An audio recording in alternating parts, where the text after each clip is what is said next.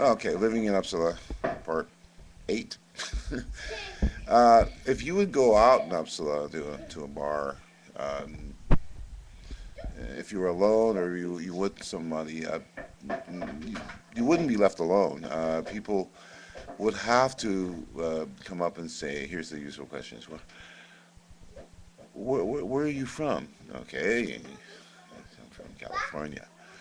He says, no, they're not going to believe it. Well, okay, where are your parents from? And you would say, well, my father is from Georgia. He says, no, yeah, right. It's okay. Where are their parents from? Go, well, I'm not sure, but they're also American. And the whole thing is that they believe that your parents were immigrants to America, or that it's like this. They never saw roots, or they have no concept of how black people could have gotten to America. No awareness of slavery or admission that it ever existed. And this is the normal question. This is what happens 90% of the time when you go out. Where are you from? And okay, then why are you here? And you say, well, I'm a musician and I just sort of happened here. They're just not going to believe it. Well, why are you really here? For the white women.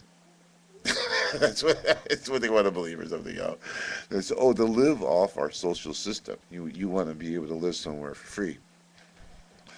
And this is what you get constantly and over and over and over and over again. And then when you go to you're playing a gig and you get off the stage, where in Africa are you from?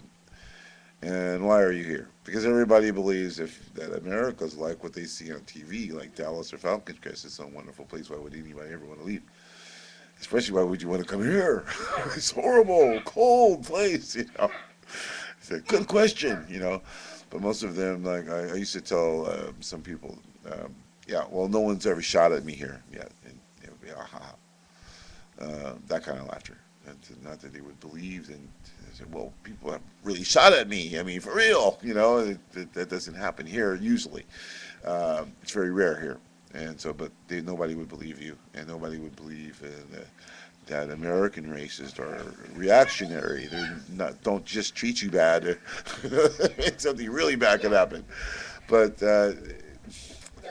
that's not why I came here. Any of those reasons. I came here. I chose to come here. Like they told me, and when I was in the school, in the high school, that Sweden was the most advanced country in the world, and socially advanced, and there was no racism.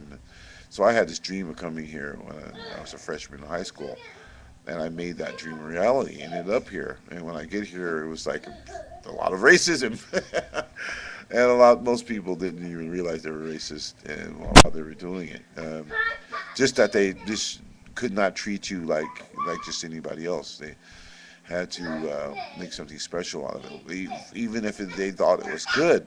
It was still that they were treating you differently because you were black. The worst thing I think about that here was, yeah, you would go out to a bar, and you couldn't be left alone, even if you were with a date. They would absolutely could not leave you alone, because then it would be like, don't listen to what he say. What lies is he saying? And it wouldn't matter if you were out with a guy that you were just going to have a beer with. They would have to come and insult you, and they felt like they have the right. Everyone has the right to interfere with your telephone conversation.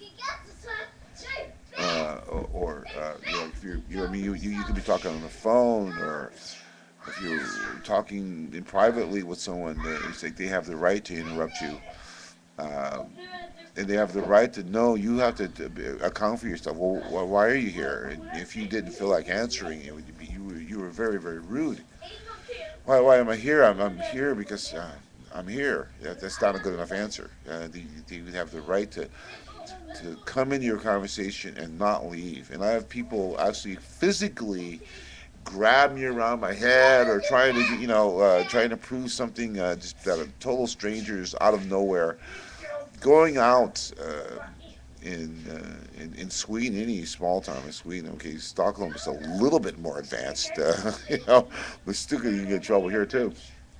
Uh, is really not very much fun for a foreigner who did, maybe you're at some Ritchie hotel or something like that. I mean, you're just visiting over the weekend a few times. But if you live here and you want to just have this normal social life like it, you have to be careful where you go because if you're a person of color, uh, there's the chances are you're going to meet racism from not only the security guards but the people at the bar, assuming that you're there to pick up the white women.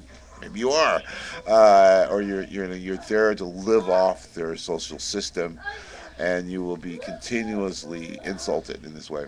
But with that said, I've said a lot of negative things about living here. There's a lot of positive ones too. The most positive was actually Swedish people are very nice, and it's just that they're very inhibited in showing that. It's not like they're going to walk out with big smiles on their face. They're used to having a poker face, so you can't tell what they're thinking. So a lot of times you might think they'll be thinking something that they're not. They could be thinking that you're wonderful, but they're not going to let you see that. And that's a hard thing to deal with when you're a performer, you're a musician, and you're looking for this positive feedback. If you need that, then you could be in trouble because I've had people I think where this, why are they doing this, and I confront them or something, and it turns out they idolize you or something. Um, I'm having a phone call, so they can always call back. I just have to listen to it ring. Oh, but then I can't concentrate. So I'm going to end this session.